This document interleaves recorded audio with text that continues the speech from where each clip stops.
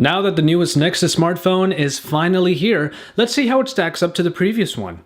Hey, it's Josh Vergara from Android Authority. What's going on, everybody? And this is the Nexus 5 versus the Nexus 4. When it comes to the design, we are essentially looking at glass versus plastic. The Nexus 5 uses a soft touch plastic in its black version, and when you look at the back, the Nexus logo is in landscape mode next to a lens unit that is quite large but houses optical image stabilization. Contrast this to the Nexus 4, which has more of a dual glass-sided design. And on the back, you do have the Nexus logo there with the smaller camera unit, but also inside of the glass is the crystal reflection design that LG utilized not only in it, but also in the original LG Optimus G. When it comes to the feel in your hands, the Nexus 4 with its 4.7-inch screen does have a slightly better screen to use in one hand, plus its rounded look also made it rest pretty comfortably in the hand. Contrast that to the Nexus 5, which has a closer to 5-inch screen, but is still quite easy to use with one hand, all things considered. However, its profile is much more decisive, especially in its lines and in its corners. It has a much more rigid look to it compared to the very rounded look of the 4. While it can be argued that the Nexus 4 has an overall more unique design than the Nexus 5, I think that the 5's minimalistic design choices are more of a strong point rather than a detraction. The Nexus 4, given the time that it was released, came with a 1280 by 768 resolution screen that was capable of 318 ppi. For the time, it was definitely one of the better performing screens. However, the 1080p craze followed just behind it. So with that in mind, the Nexus 4 screen might be considered more mid-range today. And then we look to the Nexus 5, which is the logical next step in the evolution for the Nexus line. Yes, it does have the 5-inch screen at 1080p resolution, this time with 445 ppi that is in line with today's top-tier standards. Perhaps what is great about LG's display experience is that with the Nexus 4, despite being a much older phone, it does still hold up. So it's really up to you whether or not the resolution is something you need, as well as the pixel density.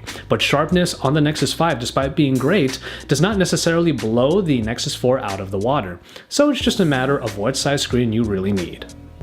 It is a battle of old versus new when it comes to the performance aspect. The Nexus 4 did come with the Snapdragon S4 Pro and the Adreno 320, which, for its time, was a pretty big deal because quad-core processing was not as common back then as it was today. However, today, this processing package is definitely starting to age when compared to the top-tier market that we have. When we move on to the Nexus 5, we see the evolution that we were pretty much all expecting. The Nexus 5 got the Snapdragon 800 clocked in at 2.3 GHz and the updated Adreno 330. Now, there's no doubt that, especially with the performance optimizations put into Android 4.4 KitKat, that the Nexus 5 is one hell of a fast phone. Not only is multitasking as seamless as it has ever been, but also doing intensive tasks should be easy for all users.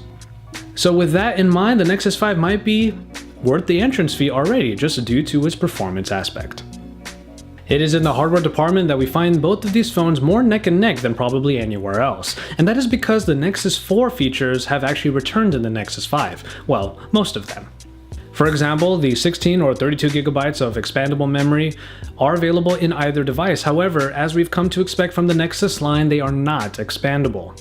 Some features that return include Qi wireless charging, and even an LED notification light down right below the screen.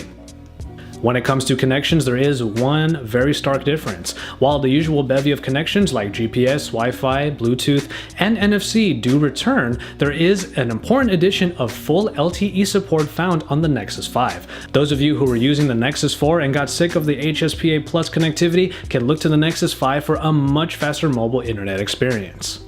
Despite the Nexus 5 having a 2300 mAh unit compared to the 2100 mAh unit found in the Nexus 4, we all hoped that the power-saving optimizations in Android KitKat would do their job. Unfortunately, that wasn't completely the case. Whereas the battery life on the Nexus 4 was actually pretty decent, this is also considering its lowered specifications. With the sheer power that the Nexus 5 is capable of underneath, having only a slightly larger battery made the battery life on this newer smartphone aggressively average. If you don't do too much on your Nexus 5, you'll probably see some decent longevity. However, it is when you ramp up your usage that you start to see very easily diminishing returns. Unfortunately, when it comes to the Nexus 5, battery life is probably its biggest setback. And that's considering one of the aspects of the Nexus 5 that held a lot of hope was its camera. Anybody who used the Nexus 4 probably looked to the Nexus 5 for a much better improvement. And for the most part, it does fulfill that hope. In the Nexus 4, we do have an 8 megapixel shooter that was capable of the photosphere inside of its app. Its app also got a little bit slimmed down and was more simplistic. However, its interface turned out to be a little bit cumbersome, and there weren't that many features inside of it other than perhaps HDR. But nonetheless, the picture quality that came out of the Nexus 4 was really just lackluster at best. Not only was color reproduction pretty lacking, it also produced pretty grainy shots no matter what kind of lighting you were in. Obviously, low light shots would suffer quite a lot.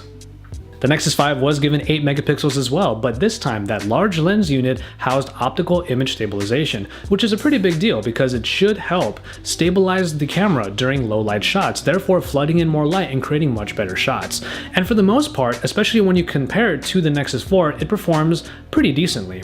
I wouldn't say that it's the best feature of the Nexus 5, nor is it the best camera that is available today. However, I also wouldn't say that it is the worst. It does provide some decent photos, and in very good lighting, it does provide a nice picture for you to use. However, keeping HDR Plus on is probably more ideal because it processes the colors a lot better. When it comes to the software aspect, it is another evolution, this time from Jelly Bean to Delicious Kit Kat. Now, when we're talking about Jelly Bean, we see a much better perfection of the hollow design along with more optimizations. However, Jelly Bean was essentially the coming out party for Google Now, which was a wonderful new way of using search on your smartphone that became immensely popular and at the time was, to me, one of the best new enhancements available on Android. But of course, when you get a new Nexus smartphone, you get another iteration of Android, and this time we call it 4.4 KitKat. When it comes to the enhancements here, there are a lot of performance enhancements and the recent app screen has been made even faster. However, when it comes to the general look, the hollow design was almost completely reworked and now has a much flatter look that utilizes black and white with colored accents. But the main enhancements are, you guessed it, in Google Now, mostly in its integration with the operating system. Google Now is now a home screen, a second home screen available all the way on the left, and you can still access it using the swipe up method from the home button. In an attempt to create an even more integrated experience, when you're on the home screens, you could just say, "Okay, Google," and it will bring up Google Now immediately for you for voice command search. Now, it is worthy of mention that the Nexus 4 will be getting the Android 4.4 KitKat update pretty soon, and that will put it more on par with the Nexus 5 in terms of that pure Android experience. But keep in mind that the Nexus 5, with its processing power, will probably do KitKat a little bit more justice than the dated hardware found in the Nexus 4. Now that the Nexus 5 is out in the wild, you will not be seeing the Nexus 4 in the Play Store anymore, especially for that wonderful price of $199 unlocked for the base model. You can find it at third-party vendors, but you probably won't find it at that low price. On the other hand, the Nexus 5 does come with a heftier price tag of $349. However, for an unlocked phone capable of everything the Nexus 5 is capable of, that is considered a bit of a steal. If you have the Nexus 4, perhaps everything the Nexus 5 does give you over your original phone would be worth the price of admission. And that question is a little bit harder to answer considering the Nexus 4 will be getting the software updates that allow it to be a little bit more on par with the Nexus 5. However, when it comes to the upgrade, it is up to you whether the Nexus 5's slightly better battery, slightly better camera, but its huge speed increase are worth the price of admission for you. There's one thing for certain, however. The Nexus 4 introduced us to a new model of buying and valuing our smartphones, and the Nexus 5 was the next evolution of that, and we wanted to see where that would go. All things considered, the Nexus 5 is the next logical step and does the Nexus line a lot of justice. If this is the kind of evolution we'll see in each and every smartphone, then I think we can be very positive about the future of our Nexus smartphone line. As always, thank you guys very much for watching, and I hope you enjoyed this comparison of the Nexus 4 and the Nexus 5.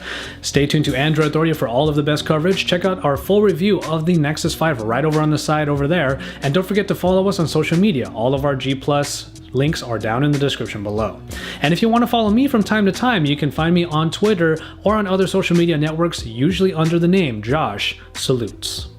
Drop us a like on our videos, don't forget to subscribe if you haven't already, and share our videos because Android Authority is your source for all things Android.